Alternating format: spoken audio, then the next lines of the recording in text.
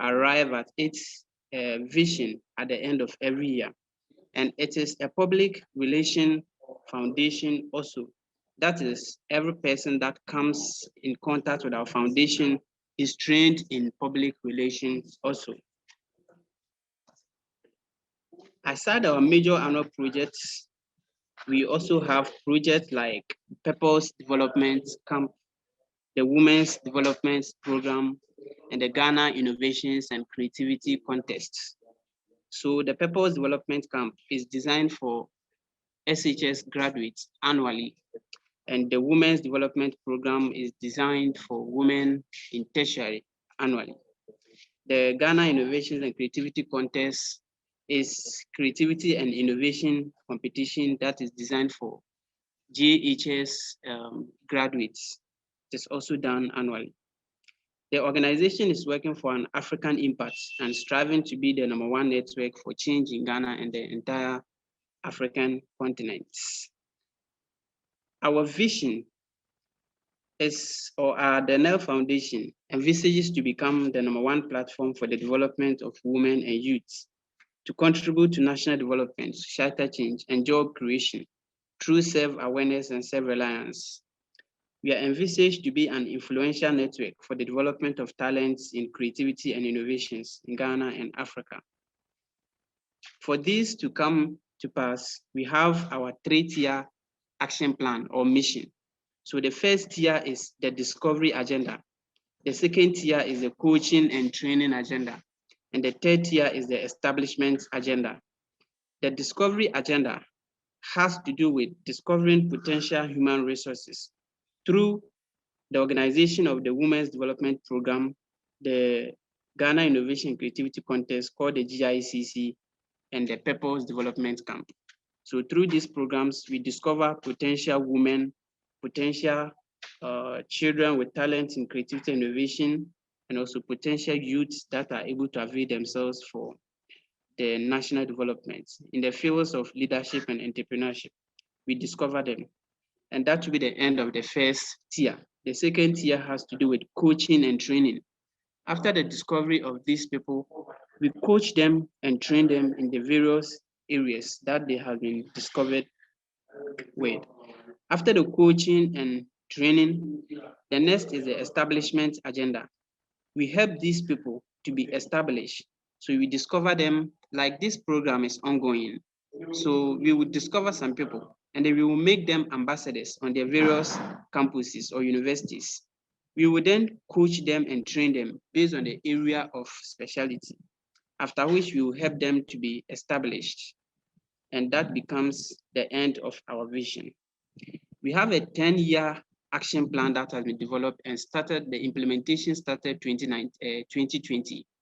And at the end of the 10-year, which is 2030 or 2030, the foundation has envisaged to train 1,000 potential entrepreneurs and leaders. And of this, we have projected that 50% will be women and 50% will be men. The task is not a small task, but we are hoping that other stakeholders will come into play so that at the end of the day, the foundation can arrive at the task successfully. We wouldn't want to talk much about the foundation, so this is what we have to see, and then you can visit www.neylfoundation.com to find more about us, and then you go to Twitter. Our handle is NEYL Ghana, Instagram is NEYL Ghana, Facebook is NEYL Ghana. That's what you are seeing on the screen, and the YouTube is NEYL Foundation. Every activity that we do, we put it on the YouTube, and this seminar, online seminar, is being recorded and it will be sent to the YouTube. There are many opportunities that await you if you join the foundation by following these handles. So we hope that you do so. God bless you, everyone. God bless the speakers and the moderator for the organization. Thank you. Thank you very much, sir. That's a word in season. We really appreciate your kind words. All right, ladies and gentlemen, so without further delaying I know many people are in to hear what this woman has to say on the theme becoming a woman of challenge and change. So, quickly, our first speaker for the session is a very young female advocate. She is an author, she's an entrepreneur, and she is a politician. She has the deepest sense of passion for matters pertaining to the feminine agenda. Her passions saw her become the Women's Commissioner for Independence Hall, JCR, and she later stepped it up to occupy the position of the SRC Women's Commissioner in KNUST. She is the first female deputy coordinator of the Tertiary Education Students Confederacy of the New Patriotic Party, popularly known as TESCON. She is the founder of peoplesmother.org, a news platform whose key focus is to address women matters. Again, she leads the People's Mother Empowerment Foundation, which undertakes periodic engagements through programs and other projects directed to improve the conditions of young females with laser attention to skill development. To do us the honors of speaking on the topic becoming a woman of challenge and change, ladies and gentlemen, I present to you Miss Rosamond Obeng, probably popularly known as the People's Mother. You're welcome, Miss Rosamond. Thank you so much. Thank you. Good afternoon to everybody. Good afternoon. The platform is yours, man. Good afternoon once again. I am excited to be here and I'm equally sad. Why am I saying that? As the MC for the program, you gave the opportunity to engage the audience. Sadly, the women were not talking and the men were talking. And I was just sad. I think it's our day and we should be doing the talking. And like the gentleman rightly said, they are here to support us, and I love men who understand the need for us to empower women. When men see the whole empowerment as a collaborative or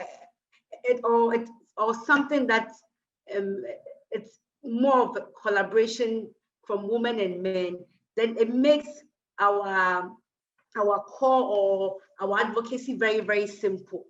But unfortunately, the women were not talking. You mentioned some few names, and I'm hoping that as we progress, or by the time we bring the session to an end, they will talk. So please, the women, if you are hearing me, I'm indulging you that please, you have to talk. Today is our day.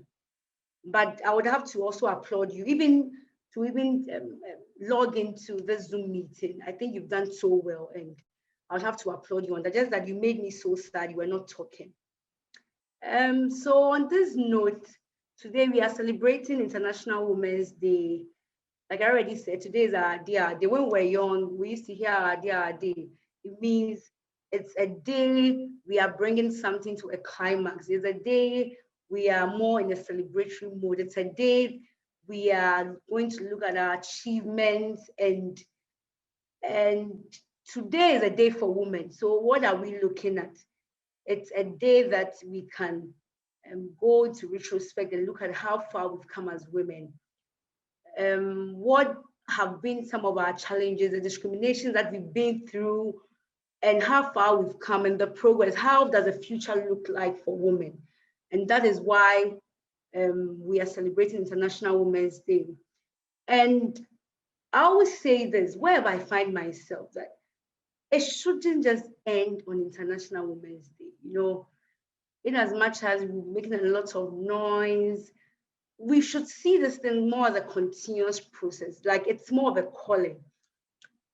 I always said, every human being, if you think or you see, you have the idea that every human being has equal access to opportunities, or there shouldn't be any form of discrimination when it comes to opportunities, then you are being a feminist, because we admit that we've had past issues or we've had a disparity gap. And what am I saying when it comes to disparity gap? There was a time women were not allowed to vote. Women can't even wear some dresses they want to wear. Women can't be comfortable in their own skin. Women can't, for you to even put yourself up for a position, it was even trouble because you are not even allowed to vote. How can you say you want to put yourself up to contest for a position? You know, so we've had those challenges in the past. The World Economic Forum is saying that women would need about 180 years before we can catch up. And this is very disheartening, meaning we have a lot to do. That is obviously based on their research, you know, but I feel that they are saying that based on the limitations they think we have as women, you know, and I feel we shouldn't be limited. We've come far. We've come far. There was a time we couldn't vote. There was a time we couldn't voice out. There was a time when men are speaking. We couldn't even break through the media space, you know. And today we are celebrating the 110th International Women's Day. Meaning we've come very far. And I would like to take us back a little. We need to appreciate the people who have paved the way or who have made the celebration or mark today's International Women's Day. I hope everybody can hear me. Can we hear me? Can everybody hear me, please? Hello? Hello? Hello? I hope I'm being heard. Hello, Yes. hello. So We you can can hear hear you. me. Good. Thank you so much. So in 1908, there was a labor movement, and there were a group of women, about 15,000, and they couldn't vote. They couldn't get the same payment as their co-men, even though they were entitled to the same job. There were so many forms of discrimination, and they decided to protest. That was 1908.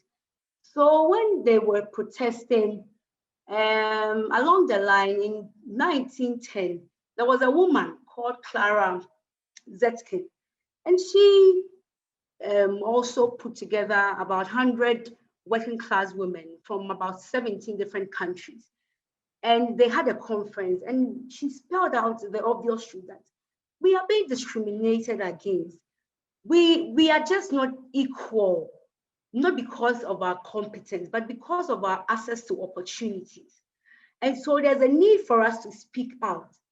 So interestingly, this woman bought into her idea that we can speak out by adding on to what those 15,000 women have already done. Then what do?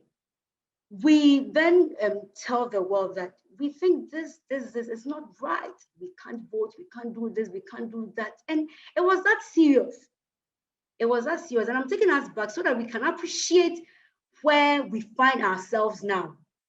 Because I think we've come so far, even though we have a lot of work, we've come very far. So those working class women bought into what Clara was saying. And then they decided that, okay, then we have to get a day that is going to be for just women. You know, after everything that we've done, we are going to make so much noise. Oh, women, we've done this, we want to get this, we want to do this. So it's more like protesting, you know. Then so that was 1910. So in 1911, we celebrated the first International Women's Day. Mind you, we didn't have the dates as 8th March. So the first International Women's Day was celebrated in Austria, Switzerland, Germany, and Denmark. Then we didn't have the dates yet. So how did we come about with the date? In 1917, Russian women also said, no, there was so much discrimination. We needed bread, we needed peace. That was how much they were discriminated. Because if you are advocate, you are protesting and you need bread and you need peace, meaning there's so much wrong or so much injustice. And then they also protested for about 4 days. So they started protesting from 23rd February up until the 8th March. So that was when the date came about that, okay, this is the date. Okay, we have people like Clara, they've done their bit. So many voices were added on. And then we are adding ours to it. That is the woman in Russia.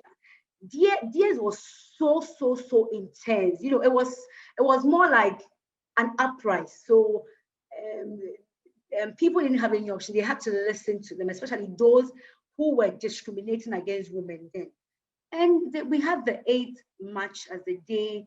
And like I already said, today is the 110th celebration. That is how far we've come. And we would have to applaud all these women. They've set the pace. Today, personally, I'd like to celebrate 3 people that, aside from this woman that I mentioned, there are 3 people that I would like us to look at. There was this woman called Mary Addison. In fact, she's brought, you see this car wiper that we have, that whenever you are driving and the rain is coming on your car, it clears the windscreen for you. Mary Addison, invented it was more like a whisper wind. That's how she called it. And nobody was paying attention to Mary. She made so much noise. She didn't give up for about 10 years until later the automobile companies paid attention to what Mary is trying to say. Because if the rain is coming and somebody will have to park their cars, so that is how far women we've come. There are so many women who have not even been recognized for the things that they've done. So she kept advocating for about 10 years until she was paid attention to. Okay, Mary's innovation of bringing the windscreen is something that we should look at. And now we all have our cars and the windscreen, we have the windscreen clearing the water for us because of the likes of Mary Addison. Let's look at even Ghana. We had the struggle of the independence, that is Dr. Kwame Nkrumah. Women raised funds for Dr. Kwame Nkrumah. And my grandmother was part, that is my mother's mother, she was part of those who made sure that Dr. Kwame Nkrumah, they raised funds, to make sure that indeed we have the independence we have today.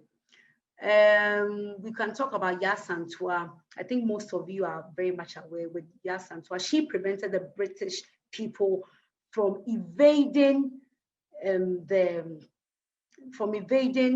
Ashanti Kingdom. And Yaa Asantewaa is remembered. I think everybody can attest to the bravery of Yaa Asantewaa. So I'm just trying to reiterate the point that if we are saying that we are being discriminated against or we need to change the status quo, and you are thinking that, oh, we need to change the status quo maybe in 30 years or 10 years or 20 years time, then you are doing yourself a great disservice if you believe in equality. Because for those women that I mentioned, if they had folded their arms and said, okay, we think we can achieve this, but it will take some years, or I think I alone can't call for this revolution, it will take some time, then we will not be where we are today. So that is why I want us to challenge ourselves. Luckily, that the theme for this year is choose to challenge. Why are we challenging ourselves? We want to change something because we believe something is not right. So if we want to change something, then definitely something is not right. We all are on the same page, accepting that there is something definitely not right.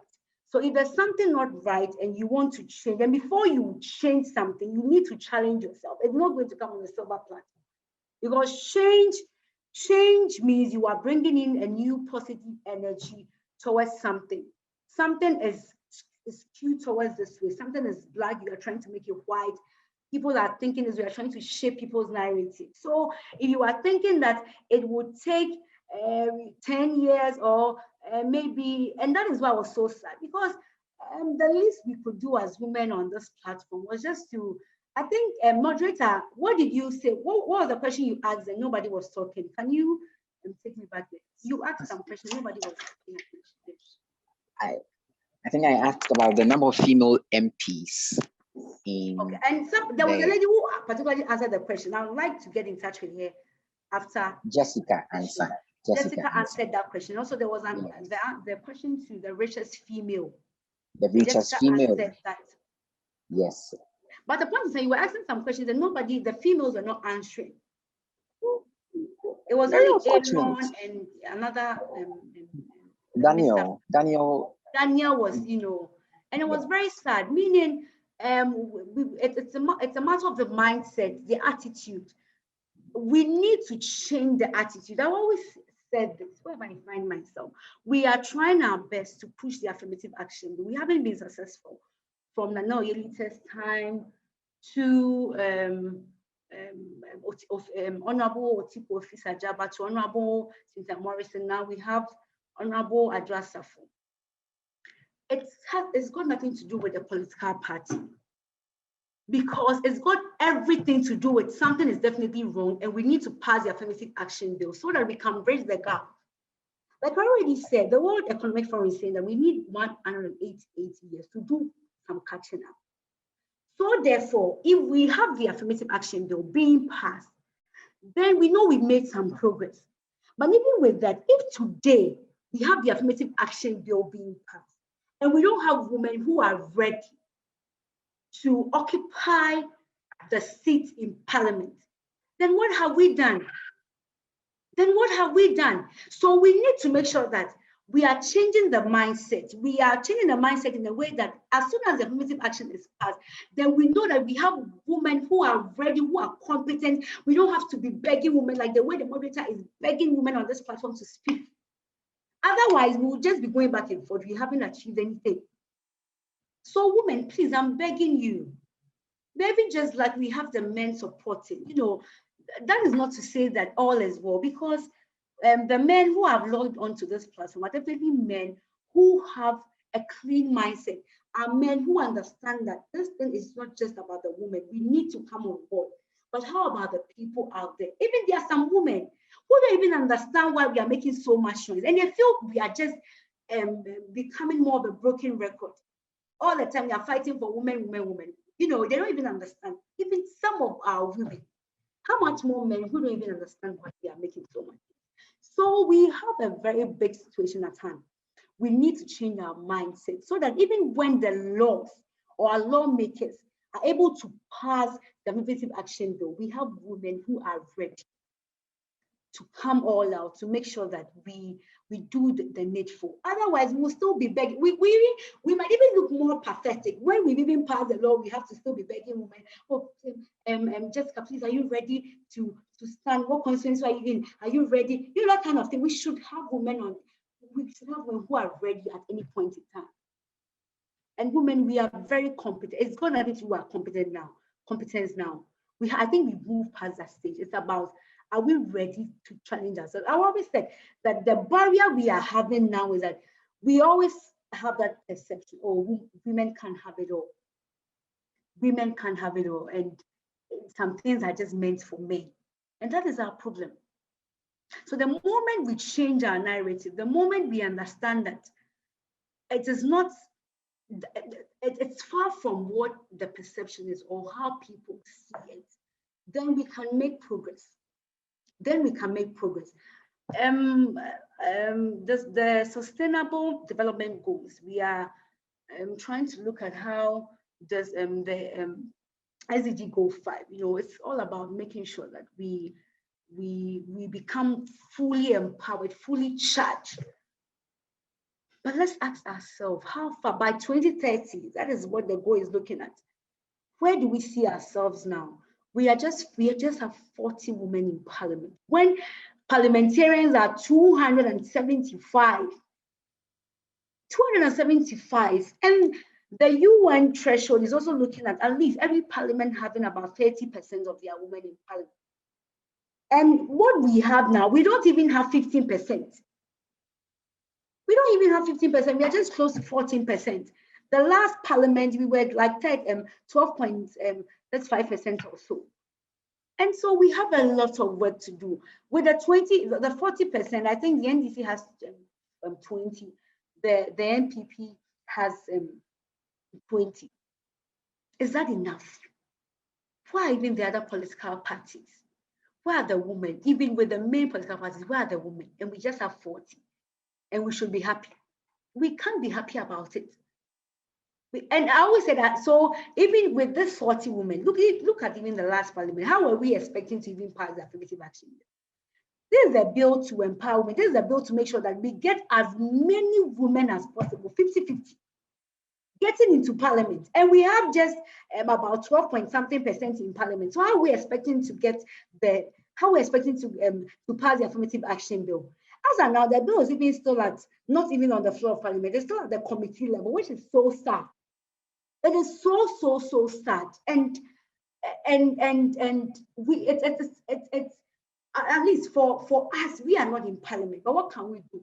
We have to make sure that we are crying out to our lawmakers. We have to make sure that we are talking vehemently about this at any point in time that we need our lawmakers. We are pleading with them. Please pass the affirmative action bill.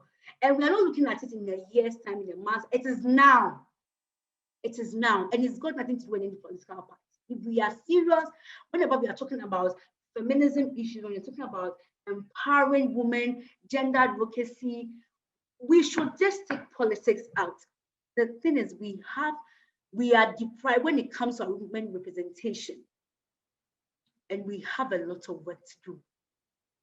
And with the instances of women being put in higher political space, they have performed. They have done very well. And if you are going to tell me that maybe a woman at any point in time has not done something right, then of course we have also men who have also not done something right. So therefore, why should gender be a barrier? Gender cannot be a barrier. It's unfortunate somebody decides, I want to contest for a position, or even a woman climbs to a very high level, and the nasty question or the nasty perception is she slept her way through to them. The men, are they virgins? A woman might not be a virgin at that age or at that level. That is the same way the man who has also climbed to the top is not a virgin, or has also had some sexual patterns at a point in time. But a woman will be judged with who she slept with, which is so very unfortunate. And you would have women also talking, oh, this woman, leave her, she slept with this person. Why are we not talking about the men? A man MP sleeps with almost everybody in the constituency, and people are applauding him. You've done so well. You are the man, to be sleeping with multiple partners, taking care of them. But a woman has perhaps just 2 sexual partners, and she's just judged. Her sexual organ is not supposed to be working. Are the men practicing celibacy? That is the same way the woman is also sexually active. So we should appreciate women for what they bring to the table, their competence, not who they are sleeping with. And ask yourself, even if sleeping with somebody guarantee where you get to, if you don't have anything to bring to the table? Of course not. There should be something extra that defines the particular role the person is performing. So it's very pathetic when people speak that way, and it is something we are supposed to look at. A woman decides, I want to go for a position, and somebody asks, how is your husband going to take it? How are your children going to take it? Who is going to take care of them? But the woman's husband decides to also go for a position, and everything is just seen as normal. Oh, you are good to go. We think you are good to go. We think you can do it. But a woman, oh, your husband can't take it. Your children can't take it. Are we serious? Are we serious? So this is some of the questions we should be asking ourselves. So why should it be that whenever somebody decides to do something, somebody decides to put themselves up for something, and gender then defines how far the person can go, which is so, it's not funny at all. It's not funny at all. So if you are in this space, on this platform, you also have that same perception. I am encouraging you to change it now, because it's not funny. It's not funny at all. And when we change our perception, that is the way we can make progress, backed by the laws, if eventually things get through the way we are looking at it. So it's a whole lot. It's just sad. It's just so sickening. The perception people have about women is so sickening, so sickening. So therefore, how can we overcome such challenges? Like I already said, it's about the mindset.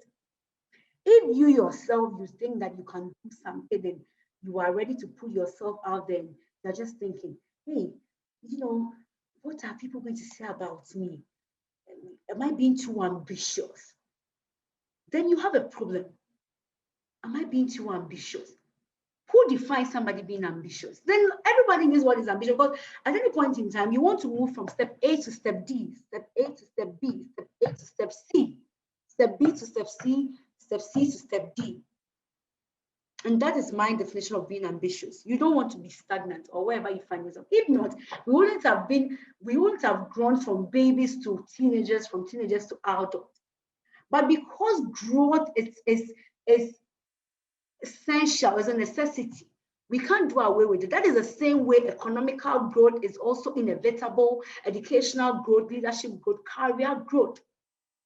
So if you were born in 1990 something and now you can see that you are an adult or a teenager, meaning you progress. That is the same way if you are having ambition or you are working towards climbing your career ladder, your political ladder, educational ladder. There's nothing wrong with it because you need to grow.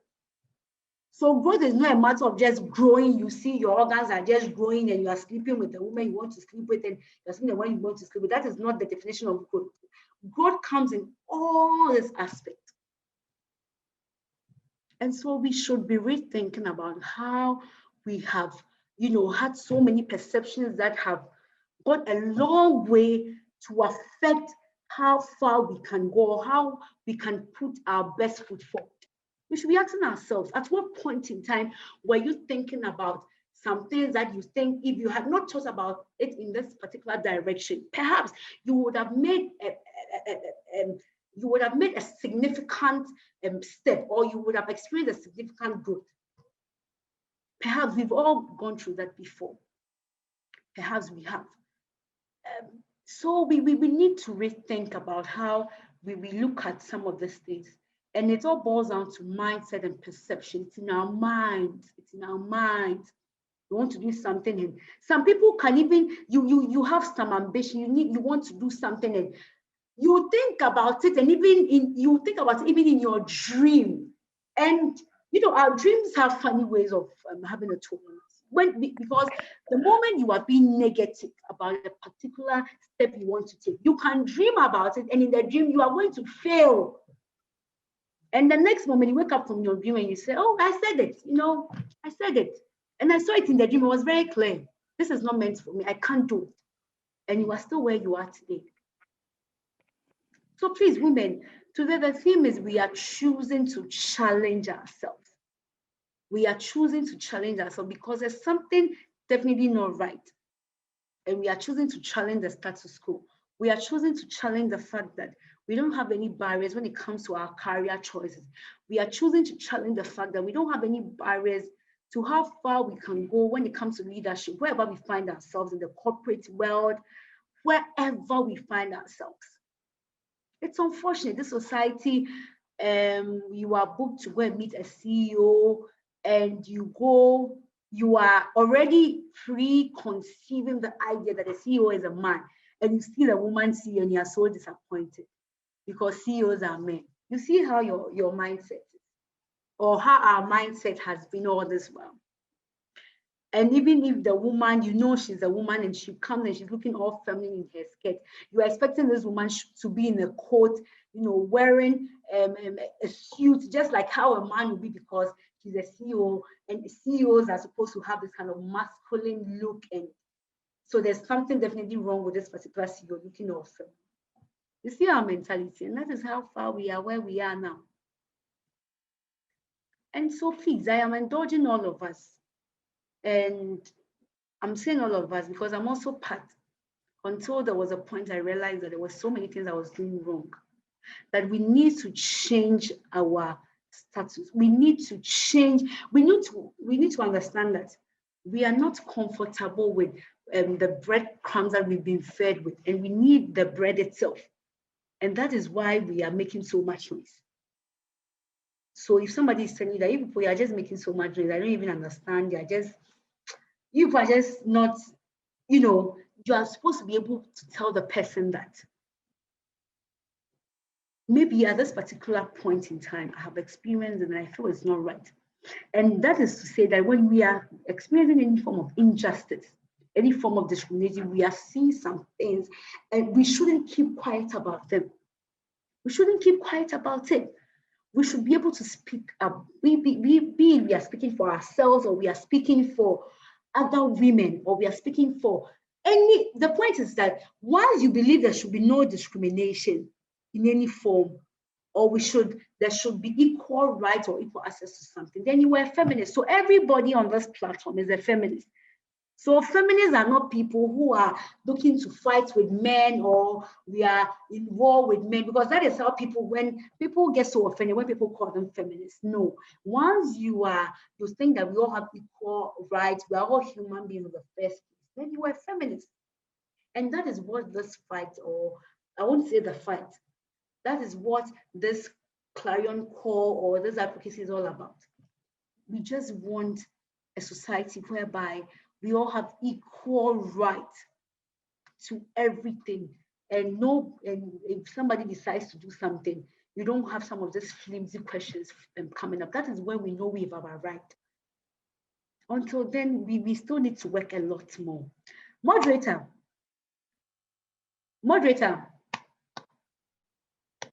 I'm here. Moderator. Yeah, here I am. Yes, please, I want to start engaging my audience. And audience, is that something somebody wants to say, and I want to start engaging my audience. So if you could connect me with my audience, I'll be very grateful. Okay. So everyone is permitted to unmute and then say whatever you have to say. Speaker is willing to hear. Okay, Jacobina is ready. Jacobina, the platform is yours. Okay. So good afternoon. Good afternoon, dear. Your name again, please. Hello? Jacobina, you've unmuted. You've muted yourself. Kindly unmute. Oh, okay. Okay, good. All right. The platform is yours, Jacobina. You muted yourself again. Okay. So my question is Jacobina. Wow, I haven't heard it before. It's really nice. Yeah. I met you once. Yeah, I think at Fiesta Royale. Okay. We're going for boot, yeah. I think with your PA Raymond. Yeah. Okay. So my question is, sometimes we want to push as ladies, but we don't get the right people. For instance, maybe I want to get somewhere, but I want someone to help me or someone to mentor me, but how to reach them is the problem, because we don't have more females standing up for themselves. So the few ones, it's quite a problem getting people who are already there to mentor us, or to get to know certain things they know.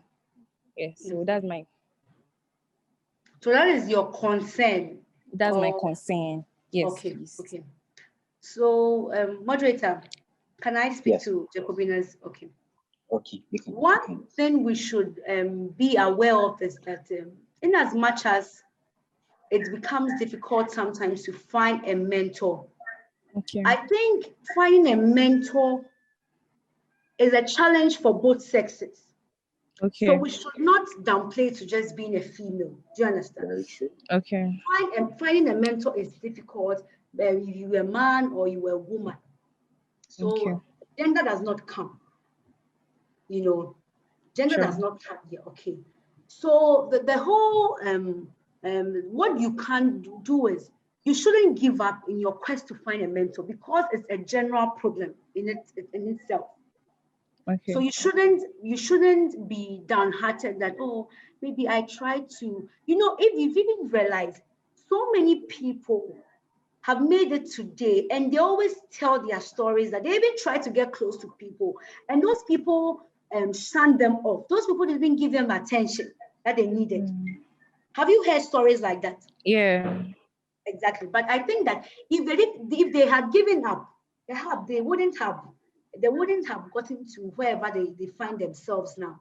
So finding a mentor, I have also had the opportunity to engage both sexes, and you realize it's a general problem, even for the men.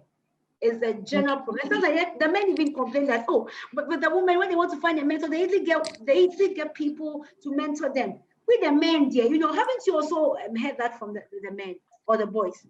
It happens. It's everywhere.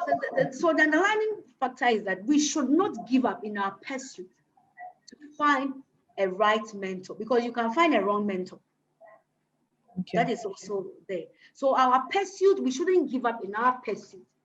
Definitely, we keep on pushing. We are going to find mentors.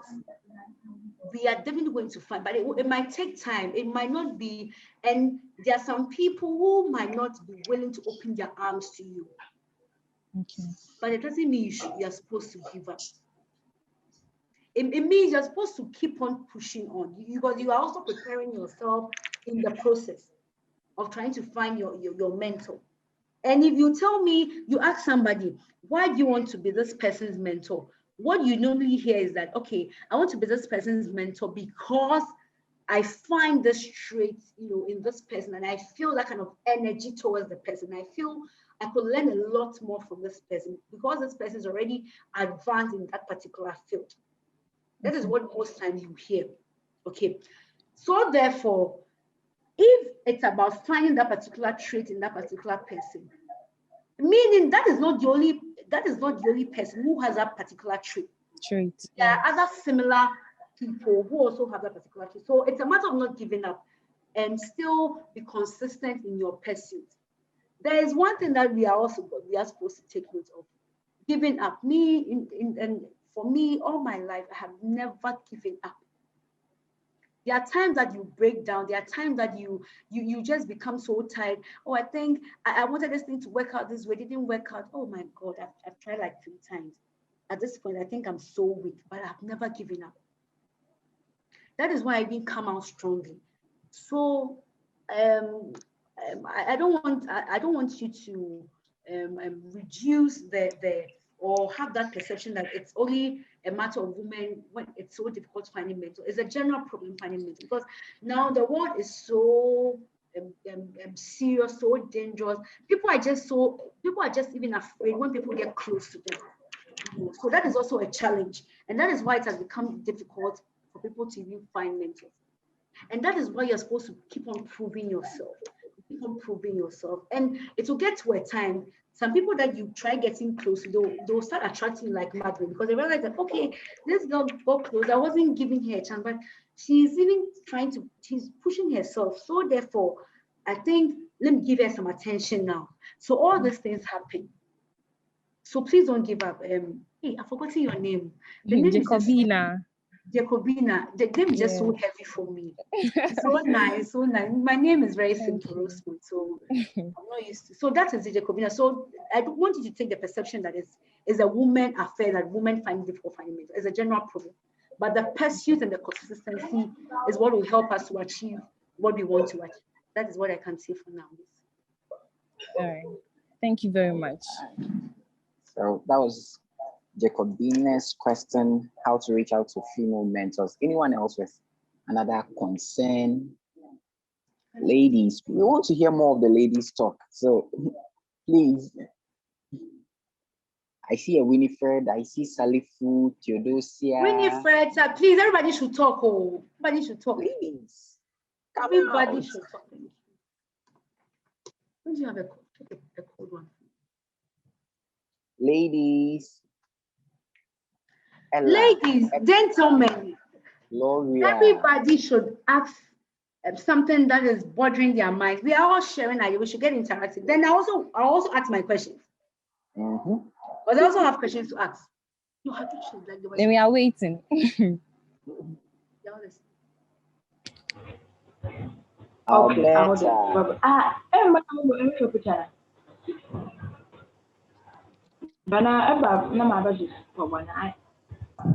If somebody is talking, she should use that time to ask the question. Yes.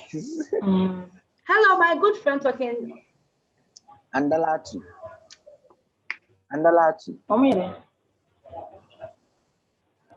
Yes. Let's hear you. Let's hear your question. So nobody's asking a question. I'm coming to ask questions now. I'm coming to ask questions. I want to see that. Ladies. You see, so how can we achieve what we want to achieve? You see our problem. If we don't talk, the people who talk, I'll send them credit, so they should talk. We'll talk.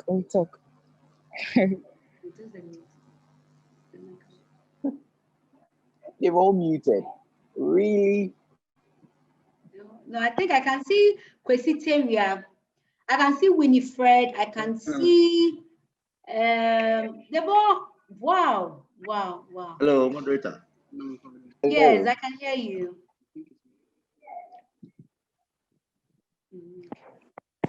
Theodosia has her hand raised. Theodosia, you can speak. Okay. Whoever wants to ask a question can speak, please.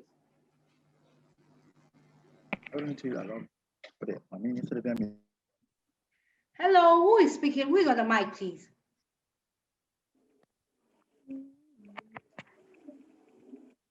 If you don't have a question, then tell me what you've learned so far. Tell me something before we progress. We have up until 3 o'clock here. So tell me what you we have a lot of time. If you tell me something that you've learned, I'm going to send you credit.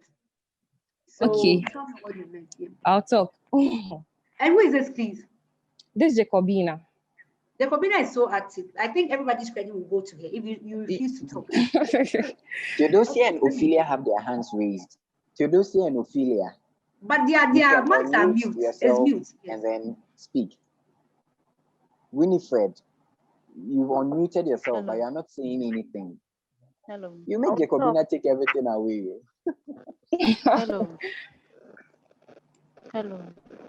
All right, who is speaking? Winifred. Let's hear you. I came in, but I heard her say we have to challenge the status quo. We have to change what the mindset people have about women getting to the top, and then through some favors and stuff. Yeah, I didn't really. Yeah, that was what I was able to get from what she said. Yeah. And who is speaking, please? Winifred. Okay, so I was just saying that we have to change the perception whereby a woman does so well, instead of us to be looking at her as a mentor, or how can we also achieve such greatness? People just be thinking, okay, this woman perhaps slept her way to the top. And I was just saying that this woman is not a virgin, neither is a man of the same caliber a virgin. Neither are both of them practicing celibacy. They are all active sexually. So why should a woman be judged by how sexual she's been with somebody at a point in time, where a man is not being judged by how sexual he's been with somebody at a point in time? You see, it's very unfair. Yeah. Exactly. That is what I'm trying to say. Oh, okay. So today the whole seminar was about mentorship, or is it the choose challenge? No. It's the choose to challenge. We are challenging ourselves. So if you are seeing a woman who has achieved so much greatness as somebody you can learn from, or how they should do it, and you are challenging yourself not to be having a very negative perception about that particular person. Am I communicating something to you? The moment somebody has achieved so much greatness and you are thinking that, okay, this woman has done so well, so let me find out about this woman's background, what she has been able to do so far, how did she get there? Then you are doing very well. Or you are challenging yourself not to be thinking in a very archaic and unfounded way, thinking that, oh, this woman has slept her way through to get to the top. Do you get it? Yeah. Yes. So we are choosing to challenge, and that is just it.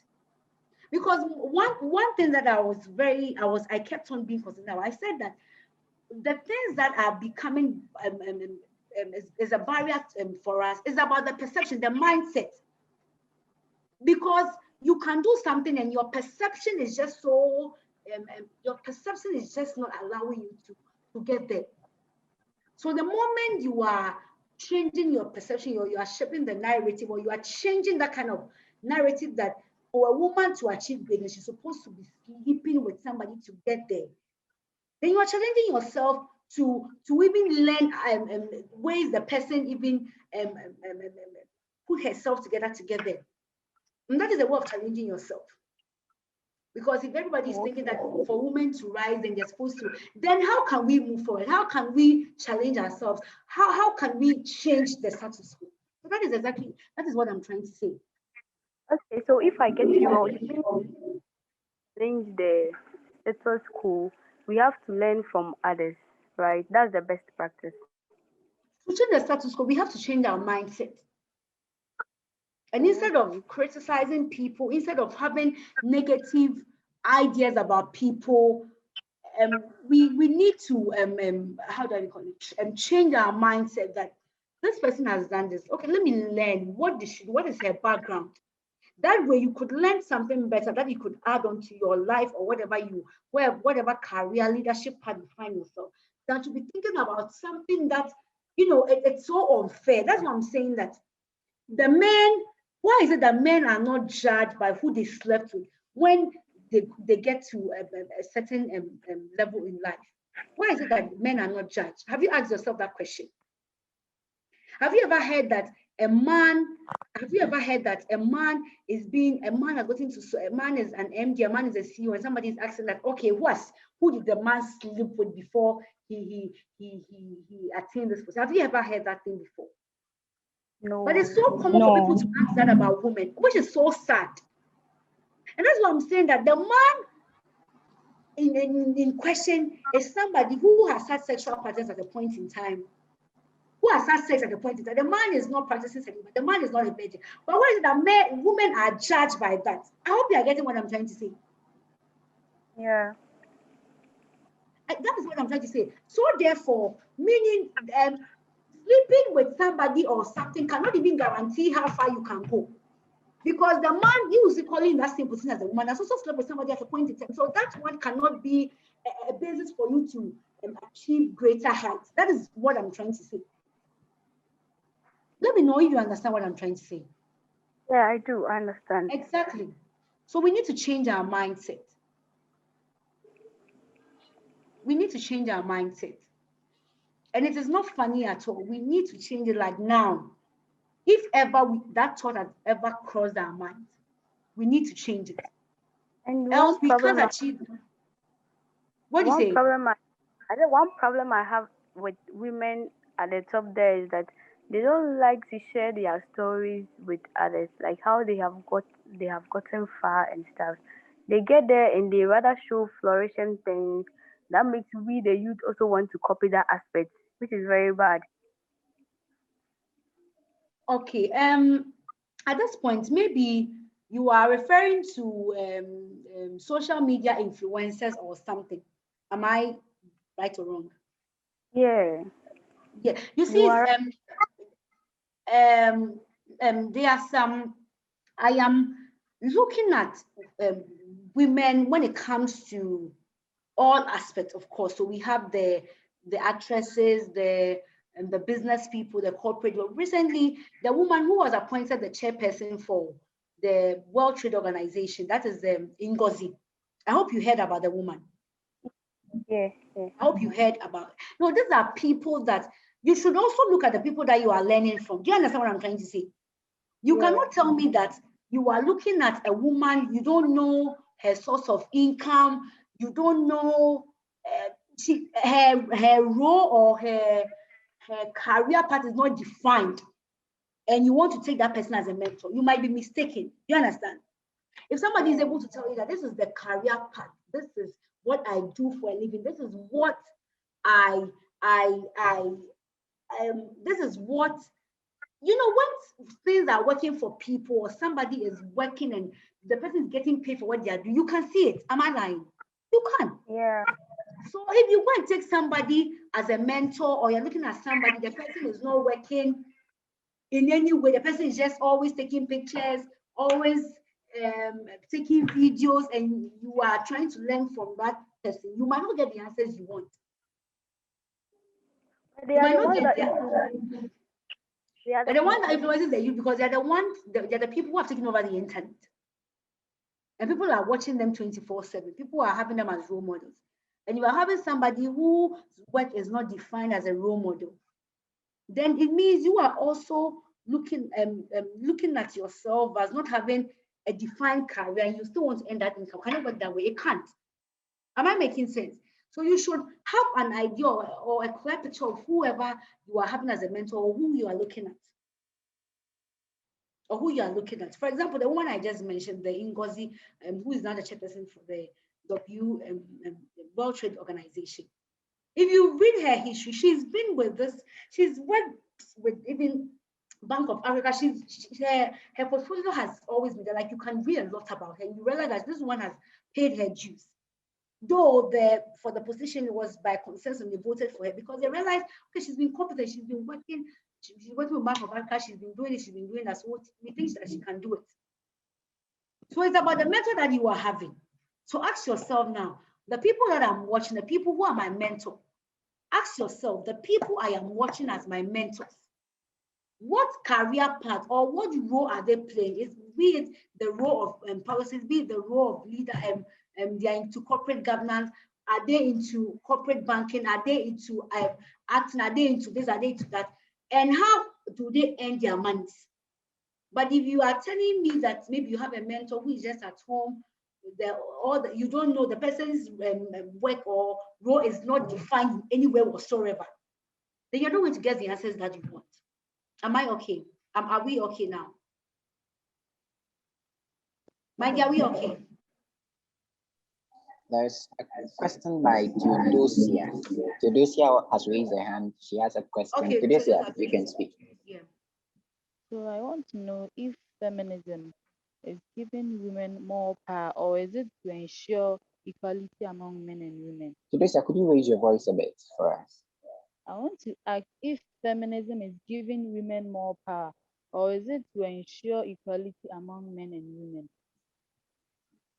All right. Feminism is basically to ensure equality among men and women. But the reason why it seems we want to give women power is because we have a historical gap and we are trying to close the gap. So we are making so much noise. We are advocating so much so that the disparity will be experiencing a little bit of parity. But basically, it's about equal rights for both. But it seems to people we want women to have more power because we are trying to do more advocacy that we have a problem, so we need to fix the problem so that we all can have equal rights. That is why people think it's about giving women more power, but that is not the case. It's about equal power for both men and women. And that is why I keep on saying that we are all feminists, because if you simply believe that we all have equal rights or we are all equal, there should be no discrimination whatsoever, then you are a feminist. So at this point, we should be asking ourselves, all the participants, are we feminists?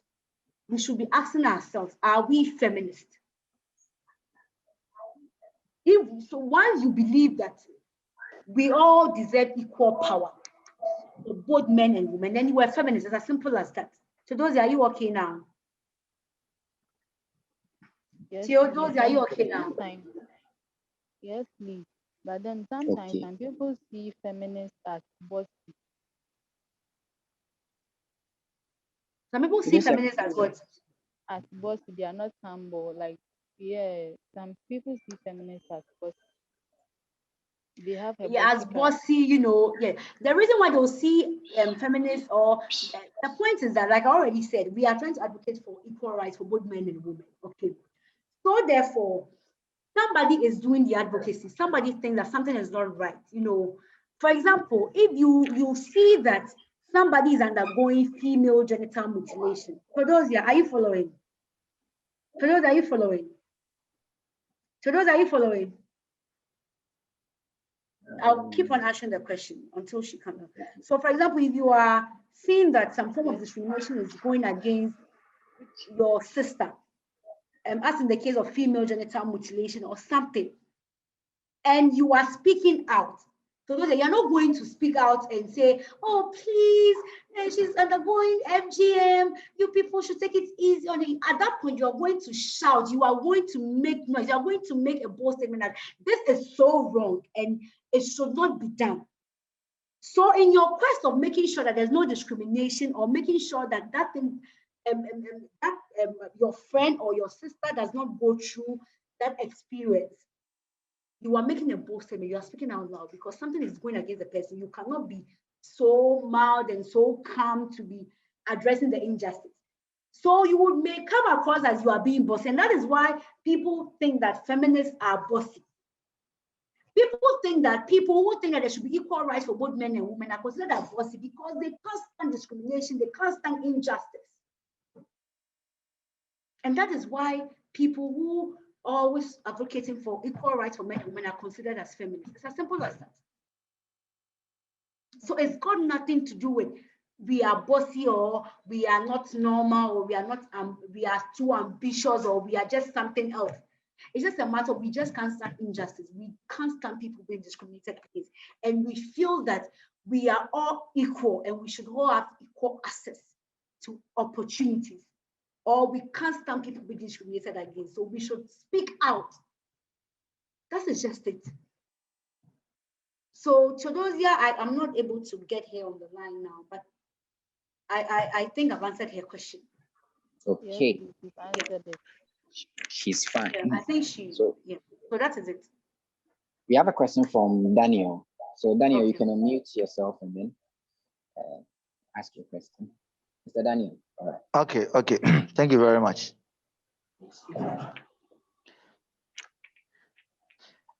Hello, am I in? Yeah, we are Hello, listening to you, sir. Daniel. I can hear you, Yeah. please. Okay. So when our speaker was talking, she made mention of the fact that they are actually working hard to make sure that she's part of the few people who are working hard and always speaking towards the positive agenda that affirmative action has to be passed in Parliament. And Sure. my question is very simple.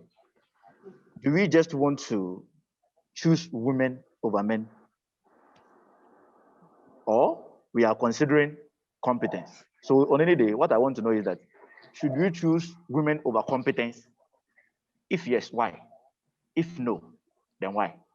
And the next thing will be that, what should be the measures of competence with regards to women so that they can define exactly what they should do in order to occupy positions that can equally be occupied by men? We are not saying that we should choose women over competence. We should choose competent human beings. It's as simple as that. But of course, the reason why we are advocating for the affirmative action bill is because we have a gap. You agree with me? Because we have 40 women in parliament now. NDC 20, MPP 20, out of 275 parliamentarians.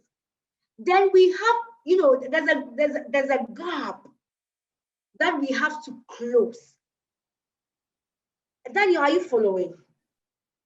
And that is why when I was making my presentation, I said that if women, we don't change our mindset or our perception, the affirmative action would be passed and we will still have to be begging women to make themselves available or avail themselves to go and contest for parliamentary positions. So we have to make sure that we are ready as women so that when the law supports the affirmative action, then we know that we have competent women, we are pushing women. So we are not supposed to sacrifice competence whatsoever because we want to push women. And I know and I believe that we have competent women who can do the work and deliver. So the underlying factor is that we have, when it comes to the parliamentary seats, we have human beings who can represent their constituencies very, very well. It's as simple as that. But we are just trying to close the gender gap. We are just trying to get some closure when it comes to the gender balance. And that is why we are calling for the affirmative action bill. And it has nothing to do with compromising competence. If today, for me, I am very, very sure that if today we have the affirmative action bill, that we are getting about 50% of women in parliament, then for me, I know that we are going to get, it's not a matter of we are going to get, with the women out there, we are going to get them into parliament. And there's no two ways about it. Daniel, have I answered your question, please? Yeah, but I still have a top-up question. You finish. No problem, you can add it. Now I want to know if I'm done with the first two questions. Yeah, you're done with the first two. Okay, good, thank you. But I just wanted to add a scenario.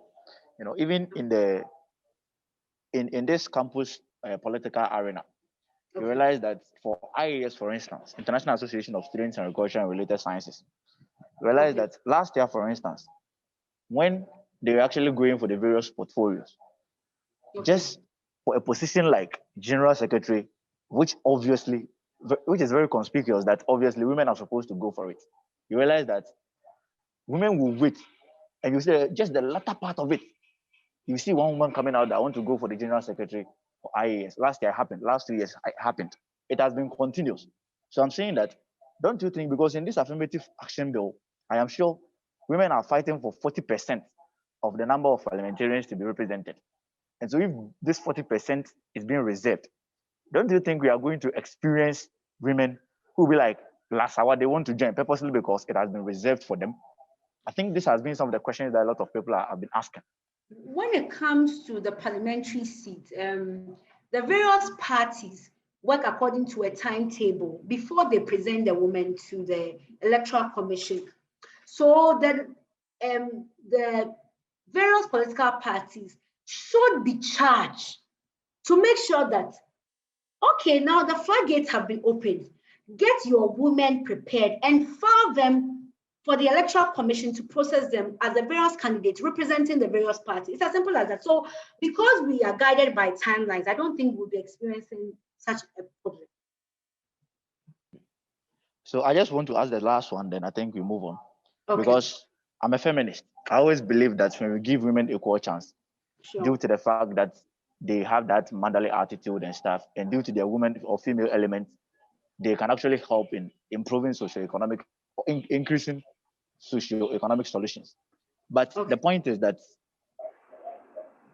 am I audible? You are audible. I'm listening to you, please. Hello? I'm listening to Daniel, you. speak. We can hear you.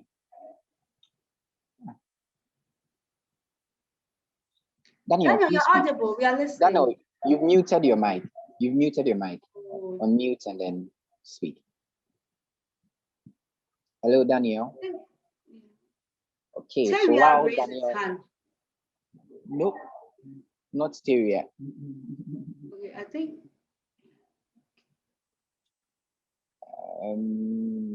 Daniel, are you back?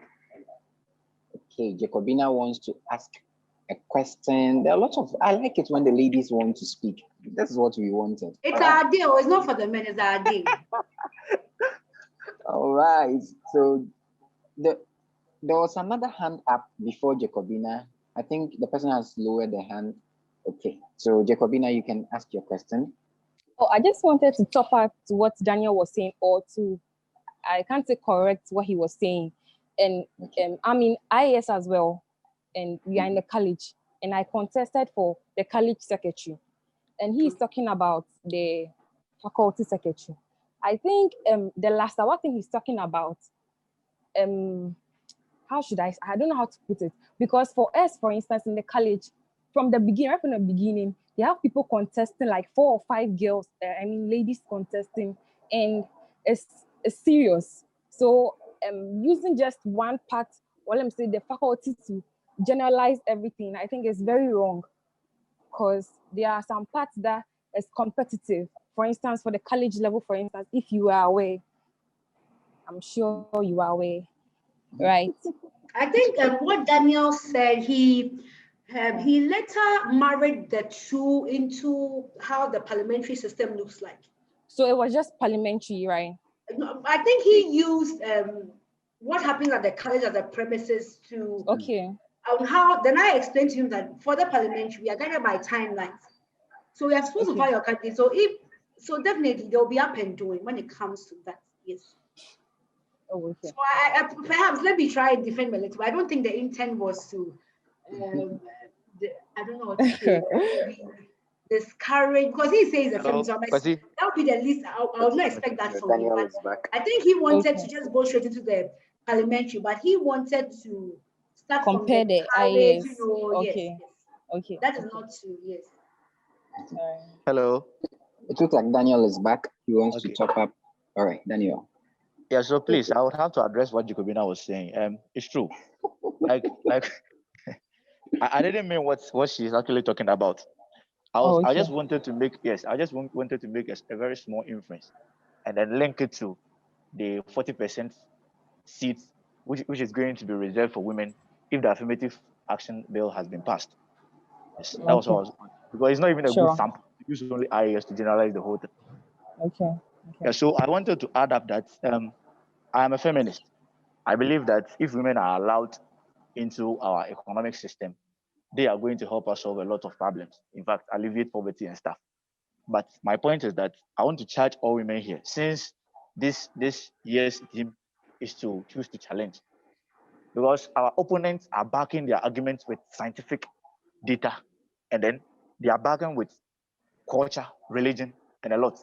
So if you just sit there and start begging men to allow us to come in, when we all have an equal playing ground of the earth, where we are supposed to actually come out by ourselves and then pull in to get anything that we want. Because I know that we have equal grounds.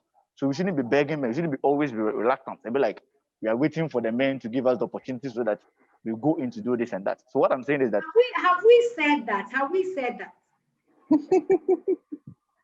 I don't think that is the case. What I'm saying is that I am not saying we have said that. I'm saying that I am a feminist. I first of all said it. Let me reiterate. I'm a feminist, and I believe that our opponents. Then this becomes a contribution. Okay. Yes. Our opponents who are not feminists believe that they always back their arguments with scientific data and a whole lot.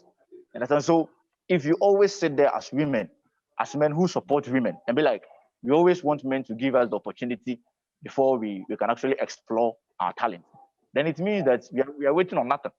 So I'm just challenging us that once we believe in feminism and we all want women inclusiveness in leadership and all stuff, we need to get up by ourselves and then work together by ourselves and then love ourselves too. Because for the women, we don't even love ourselves.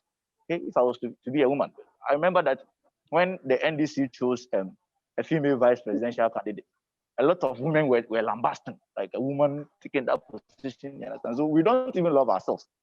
Which means that the men cannot even come in to love you if you guys don't love yourself. So we have to choose to challenge. Okay, and it should start from our own homes. Exactly, that's what I want to say. Okay. I mentioned that, well, I think we would have to commend our leaders for some of the bold steps they've taken. We can look at Kufuor's time. I think he appointed the first Chief Justice. Nana Addo Dankwa Akufo-Addo appointing the first Chief of Staff.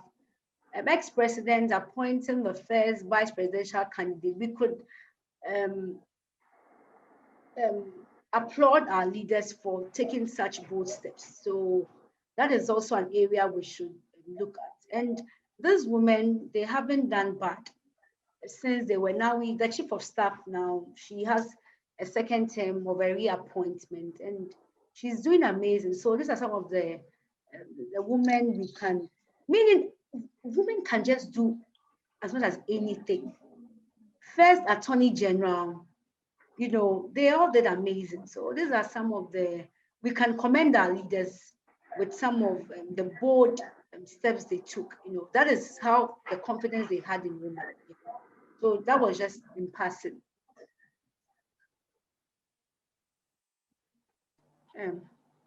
I think moderator Teria wanted to ask a question. Teria, yes. At a point he raised his hand and he went off again. I want to hear from him or her because Teria can be a man or a woman. I want to hear from him. Teria is the moderator. Teria, you are the moderator. And at the point that you raised your hand. Oh, then it was by mistake. And then you need to ask your question. Oh, I've enjoyed the session. Tell me what you've learned so far. So far, I really took I'm actually taking notes, and I've really enjoyed the session. Our speaker said we need to get to the point where we are not satisfied with the breadcrumbs until we have gotten hold of the bread itself. And that is fantastic. A lot of people are pushing the agenda of women coming out. She said emphatically that it's a matter of perception. So who are we challenging? We are not necessarily challenging anyone outside ourselves. It is a personal thing. It is within, and then you are supposed to break that perception barrier first within yourself, and then you handle what people are expecting from without. There is a change which needs to be effected, and we are not going to wait for 100 years period before we see females measure up. But then, even from now, in our simple localities, we can start something, and I've really enjoyed it.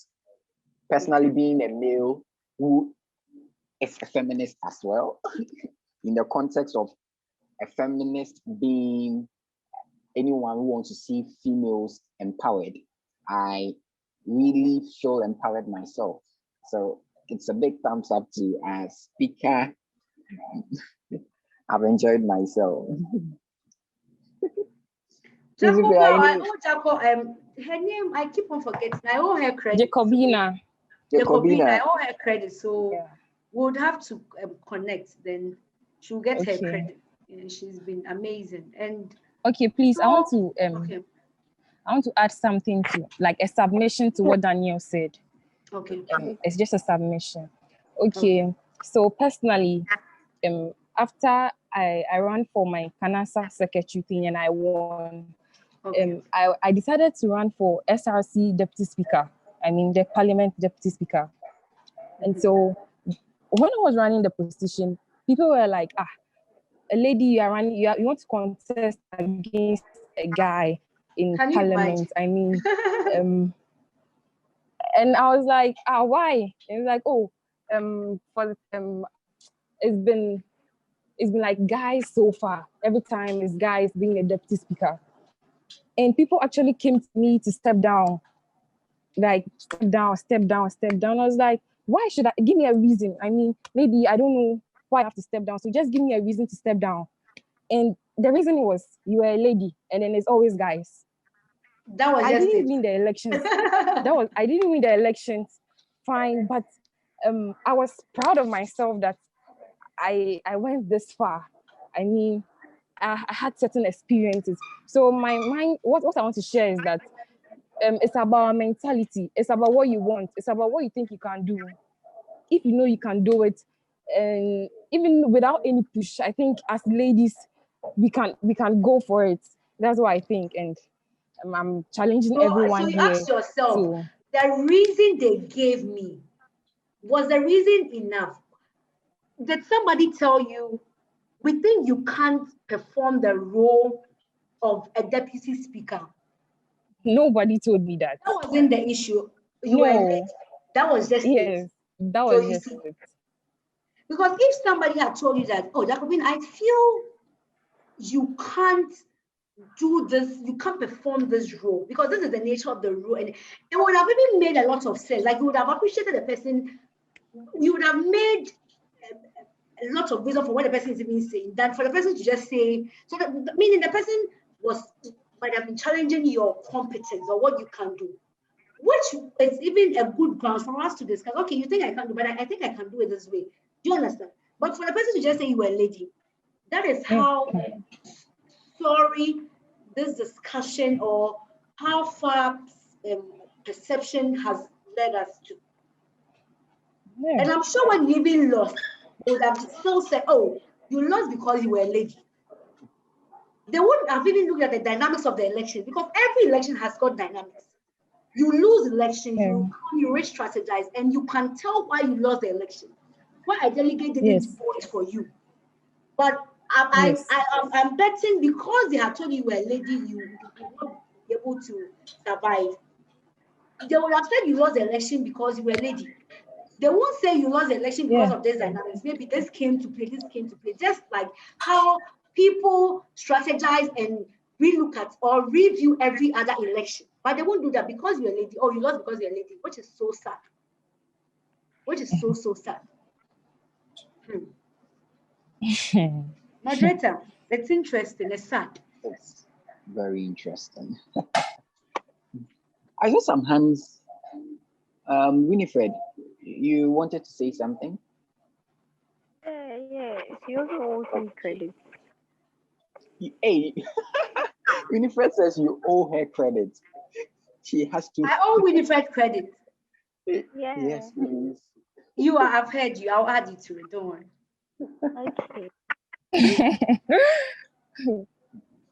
Trisha says she has been uplifted in her spirit. The discussion. Trisha? Oh, yes. Okay. Then Trisha has raised her hand. Okay. So, Trisha, your hands are raised. Or can you unmute and then speak? Okay, good afternoon. Good afternoon. Hello? Hello. Please, Yeah, can you hear me?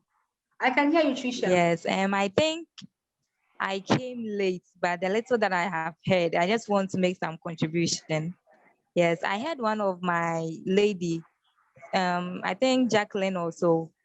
Yes, she was actually talking about her experience, and in a way, it aligns with mine. I went for a position on campus. Yes, I was level 200. I thought of going for an SLC rep. And then I was told that that position is for guys. They've never seen any lady mounting that portfolio. So it's better I drop. And when they told me that, I didn't understand, because I thought that positions are something that you believe you can do. So what is all this? It's for boys, it's not for female thing. So it really gingered me. I told them that I'll go for it. But the thing is, when I went, I didn't get it. I failed. And so at that time I was level 200. I didn't give up. Level 300, I went for it again. I still campaigned and then made people know the reason why I'm going for it. That it's not about you being a male or anything, but it's about you believing in yourself and knowing that when you're given that position, you can do it. Because if it's about you being a man or something, then we have gone for those who lift up metals and other stuff. But it's about yes, we would have gone for those who lift metals because they are going to carry, but it's about the mentality and then the idea or what you know about the position that you are going for. So I went for it the second time again, and it wasn't easy. I nearly gave up because just a week for us to enter into our election, the COVID came in and it delayed that. So it's like I campaigned for nearly 2 years for a position. And then something that I started in level 200, I'm now in level 400. I've now gotten that position. Wow. So when I got it, it was a plus for me. And it's something that I always tell the ladies too, that if I've been able to do it, you can also do it. So I'm hoping that even if I leave that position, a lady will also take up so that it will follow. And then it will push other ladies to take it. So SLC rep. Okay. SLC rep. Actually, I got rep 2. I didn't go the rep 1. I got rep 2. I lost by 3 votes, but still, I still got the position. Yes. So it has also kind of pushed me harder. Do you get it? So I always tell the ladies, the level 100s who came around, that once you believe in yourself, you should go for it. If you know you can do this, don't let anyone discourage you. No, women, we are capable. And once you've gone through the necessary trainings, and then you have them, oh my dear, you can do everything. We need women around though. We need women. So that's what I can share. Thank you. Isha, thank you so much for your contribution.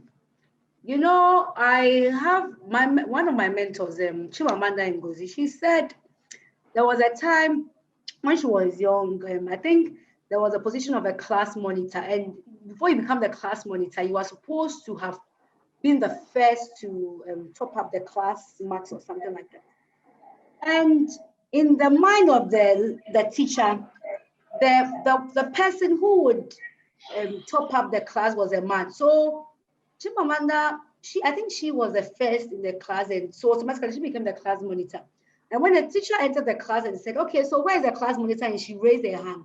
The teacher was very surprised. So first of all, the teacher cannot believe that a lady or a girl could be the first, could have the first position in class. Not even talk of being the class monitor. You see how far the discrimination has gone. And the teacher just couldn't believe it. And the teacher even asked, okay, so who came second? And it was like, I think that it was a guy. Then the teacher was so disappointed and was even asking that, why couldn't you just get the simple marks to be the first? Class monitors have always been boys. Can you imagine? A clear case of Tricia's issue in the SRC rep now.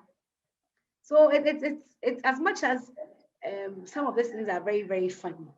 It's serious, you know, it's in the mind. So we need to change that mindset. And trust me, once the laws, our lawmakers are doing the needful, we are good to go. We are good to go. We need to get to that point whereby once somebody decides I want to go for something, questions are not asked. It becomes the normalcy. And we ask ourselves, have we got there now? We haven't, because people still ask silly and flimsy questions. Terry, you can take over. I think I personally have an experience similar to Chimamanda's own. I think when I was in GHS, we had a system where we had fewer girls in the first 10. And then when we got to GHS, there was a time when I was first, and then another lady was also first. So two people were first. And then the teacher came, and then he lashed all the boys because he didn't understand why the guys and then the ladies should be at the same level. Should be you see. Said, no. The man must be the man. You see. So it's just what it is. But gradually we are getting better. But there's so much room for improvement. That is why we'll keep on making so much noise. People will think we are crazy. But we will not be relentless in our effort to make sure that we get to a point whereby we are not experiencing any form of discrimination. And can somebody tell me the colors of International Women's Day? That person will also get credit, aside from Winifred and Jacobina. Jacobina is first on the list. The Daniel is International making Women's Day and what it signifies. The colors of, I think Tricia has raised her hand. Tricia, yeah. Tricia, you can unmute and then speak.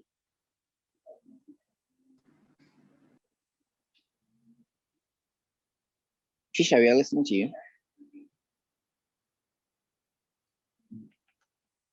Okay, so while Tricia is taking time to respond, we have quite a number of comments in our chat session.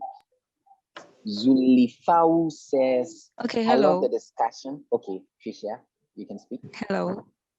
Hello, Tricia. Hello, I can hear you. Yes. Okay, so the colors, I know they are purple, green, and then white. They are the colors for the International Women's Day. Yes. Okay. And what does it signify? But what it signifies, I don't really know, but I know these are the colors. Okay, she's done well. So Tricia, we have Tricia, Winifred, Jacobina, which receives the credit with them. Jacobina still having higher points. No, she's on top of my list. But I think the white represents purity. The white represents purity. The green represents hope. We are still being hopeful that we are going to get what we are looking for. The purple represents dignity and justice, and that is what this advocacy is all about. So the purple, dignity, justice, the white represents purity, and the green represents hope. So Tricia, you've done very well. You've been able to tell us about the colors. I think I have green behind, meaning I'm being very hopeful. Maybe I should have worn something purple. But yes, some white there. Yes, but these are the colors. These are the colors of International Women's Day. Yeah. So back to our comment. Zulifau says, I love the discussion, so interesting, but one challenging thing about us women in taking up roles also boils down to our confidence level. Confidence is key in whatever we do to step up, whatever we step up to do. We need confidence to break those barriers. There are quite a lot of competent women who have the mindset of creating change in their societies and taking up roles. But the point is, their go-getter spirit is low. Also, to add up, we as ladies must also love ourselves first. Women don't support women, only a few do. So that's Zulifau's top up to the discussion we are having. What's here. the person's name? Zulifau Salifu, right? Salifu, yes. Yeah. Do you know one interesting thing? This thing about women don't support women, women don't support women. I think it's more like it's a tag people are, it's a dress people are forcing us to wear by force. That is how I feel. It's true. Because if we are looking critically, then some men don't even support women. Some men would be like, this women, they are just making noise. You know, this people, they're just making too much noise. Because if we are going in, you know, if we are opening ourselves up, you know, sometimes when you're having an open mind, you can really appreciate things better. You're having an open mind as a woman, you can then appreciate your fellow woman very well when she's giving you some support or she's opening up to you about something. But already you have a preconceived mind that, oh, they say women don't support women, women are own enemies. So if a one is even trying to reach out to you, you are just so stiff and you're not even being flexible to accept or even try to even get the kind of positive vibe she's even giving to you. So I think this thing is just taking a toll on us, and it's high time we change. It's high time we change. So on this note, I'm begging everyone on this platform listening now that we are choosing to challenge the status quo that we are our own enemies as women. Please, let's all raise our hands and say this. We are challenging ourselves. We are choosing to challenge ourselves that women, we are not our own enemies, and we will support each other. Because it's like this thing is just taking a toll on us, and people just keep on saying at any point in time. So when even a man or a fellow or a man is not even supporting you, the excuse they will give is, oh, you even women, you're not even supporting each other. So why should I come and support you? And that is where we find ourselves. And I don't like it at all. So we have to change. We have to change that perception and be open-minded. So please, that is one thing I want to say. We should choose to challenge ourselves today that women, we are not our own enemies and we will support each other. That's all. I think Salifu has raised his hand. But the mic is off, so I don't know. If you're not listening, how can you raise your hand? Or was the text? No, So, I was Salifu. listening. I just didn't want to interrupt. Yeah. Okay. So that is it. So we should change that narrative. All right. So with what you said, that I so said with that what you said, relating, you're saying that it's kind of like a tag, right? It's kind of a tag that women don't we are, support women. yes. Okay, yeah. It's been there over But that's the time. reality. We keep on Okay. doing it. Yes, it That's what I'm keeps saying, on that generating. But here's the case. we shouldn't make it the focus should not be on gender. We should have it in mind that at any point in time, we'll have people who will not support us, be it a man or a woman. And we always see it. Hey, sometimes even our parents will not support us, our siblings will not support us. And Exactly. But the point is, the chance of women not supporting their fellow women is very high. You know, the opportunities available for women is limited, as we all know. The opportunities are limited. But here is the case: the little opportunities available and the fewer women that are like striving hard to make a way, to find their way into achieving their goals. You see that the other women out there who are not taking a step in that direction will sit from afar and be like, oh, so this lady is striving hard to make it. That means that I can also do it. Okay, but here's the case. You know that in that particular field, it's only one chance that is available. And that is that one chance that that particular woman is trying to make good use of. And here's the case. Another woman from afar sits to see what she's doing. and will now be competing with her. Instead of her to strive harder to pave way for what? Another opportunity, will now strive towards compete with that woman. In that situation, you are not supporting her, but you are rather coming in to divide both of you. Imagine in that situation, they are to vote. Okay, that means that if it was only that one woman, she can pull a number of votes to herself, isn't it? Yeah, she's going to pull a number of votes to herself. Now, instead of you to support her, maybe when she comes in, she creates another way for you. You try to come and be a partner with her in that situation to be voted for. What happens? You see the situation. There are times that we need to create opportunities for ourselves sometimes. We need not to fight for the opportunities available because we know that the opportunities are fewer. And what I even mentioned in the comment section about women, if I can remember, I was saying that we don't have the confidence level. Realize that there are women out there, they are good. Like when you speak to them one-on-one, they have like dreams, they have things like within them that the potentials that they want to impact society. They want to create a change wherever they find themselves. But the point is they don't have that confidence level. And confidence is key in whatever you do.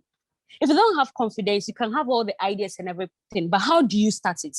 That is one thing. So we have a lot of women out there that can really create a lot of positive change, but it's about their confidence level. So it's high time we start, putting those opportunities out there, involving the women as such, and creating advocacy for their confidence level. Of course, the ideas and the intellectuals of creating a change is almost, delving so much down into us, but our confidence levels are very low.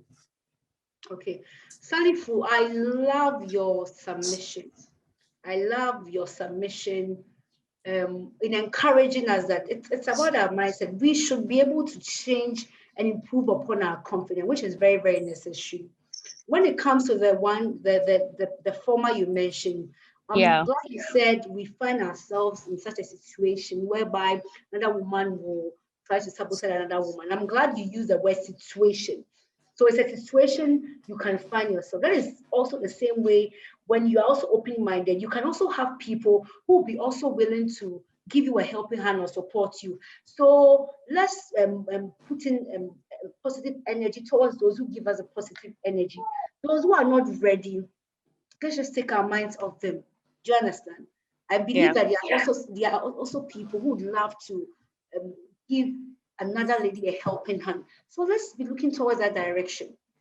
But the latter is what would help, so that in as much as some people might not give us the attention, some will give us the attention, collectively, we can all change our mindset because we need the numbers. Where we find ourselves, and we need the numbers. So if we meet people who are not ready to open their arms and they are just okay, let me just go. Maybe we are not being, working collectively. But from the advice you gave at the latter part, we can gradually they can change their mindset and open up more.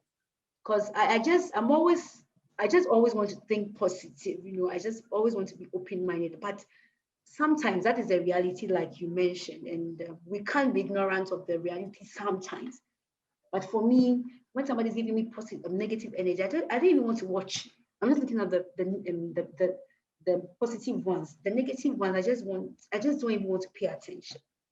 So thank you so much. You've encouraged me that we should improve upon our confidence. Thank you so much. Thank you. Yeah. Okay, so Winifred is asking, why was the 3 colors chosen got to do with the International Women's Day? Like I already mentioned, the pebble represents justice and dignity. If we find ourselves in a discrimination-free world where we all have equal rights, no discrimination whatsoever, then we experience justice and dignity. If we find ourselves, and the green represents hope, we are being hopeful that there will be that time that we are experiencing absolute justice and dignity. For the white, it represents purity. Women, we are always appreciated for how innocent or how purified we are. When it comes to the innocence of women, men also have a problem, because sometimes men are also like, why is it that when something bad happens in a room, people will say, okay, this is a man who did it. The woman doesn't have the balls to do this. We always hear that, and they also feel it's a form of discrimination. But like I said, today is the 110th International Women's Day celebration, meaning we've come far. So from there, women were always appreciated for how innocent we are. We can't also have the balls to do something. But I'm telling you now, women have the balls. Like, we can do some things times 100. You might think a man, you would assume a man might do. So that is where we are coming from. So that answers Winifred's question. Yeah, Teria. Okay, so it's been fantastic. Before I forget, Daniel Opoku insists that he must have the airtime too. So okay, so we have now 4 people. Yes, 4 please. people. So now you have, but you are supposed to liaison so that I'll send it to them, to their numbers. Okay. After so we finish after with the whole session. All right. Okay. So it's been fantastic. It's been amazing. It's been insightful throughout the exciting 2 hours we've had by far. Do you have anyone with a question? Okay. All right. So please, can I ask something? Enjoyed it. Okay, Jacobina. Jacobina also asked something. Okay. Jacobina is a staff participant. Staff participant. Yeah, by Daniel. Okay, so I'll it's a woman's day, so I'll not give it to Daniel. That's what I'm giving it to Jacobina. So okay. Hello? Just ask her whether I can get in touch with her after here. No problem for sure. Can you hear me? So I was saying yes, that, I was saying that, can I get in touch with her after here? That's what I was asking. Yeah, definitely, Jacobina. You can be sure. So now, kindly work that out. Thanks. Okay. So you leave your number in the comment box. Leave your number in the comment box. Okay. Okay. So, okay. Okay, right. So I've had an amazing time myself, and I'm so happy we had this conversation. And it shouldn't end here. We should always be reminding ourselves, what I shared, what everyone also shared. It should always be at the back of our minds. It should be our lifestyle, and we'll get better. Yes. So I think since we've had a very girly conversation, Jacobina would give us the closing address. The vote of thanks on behalf of everyone. Jacobina, star girl. I wanted all of us to do the I choose to challenge. If they could all unmute their mic so that we all say we choose to challenge the perception that as women we have barriers, something like that. But I don't know if they can all unmute their phones, and let's all encourage ourselves and say we choose to challenge the status quo. Everyone, that we can't have it all as women. Yes, we should all unmute our mics. I can see the mic on me. Okay, we have about 6 people. We need more people to unmute. So please unmute. Jacobina, everybody should unmute their mic, and let's all say we have about 10 now. Everyone should unmute their mic. Okay, Abigail, we are waiting for you. Amma, Ella, Evelyn, Irene, David. Christian, Irene, Gertrude, Evelyn. Everybody has now. Okay, we have some more. I think we have more than 10. I think we have enough. Yeah, we have enough. So you mentioned your name. After then I'll just count 1, 2, 3, 4, 5, then we go. So 1, 2, 3, 4, 5. Patricia. I choose to challenge. I choose to challenge. That I can't have it all as women. So let's take it again. Okay. I Hi, Hi, Hi, Patricia. Jacobina. choose to challenge the status I quo choose I to choose to challenge the status quo. challenge that we can't have it all as women. That we That we can't have have it it all all as women. as women. Thank you so much. I've enjoyed Thank you it. too. thank Thank you. Oh, I bring my All ear. right. Okay. Bye. Thank you all very much. Bye bye. Thanks for participating. You should introduce the other one. Please. So that brings us to the end of this session. See you all at 4 for the next session. Thank you very much. Bye. Bye. Bye.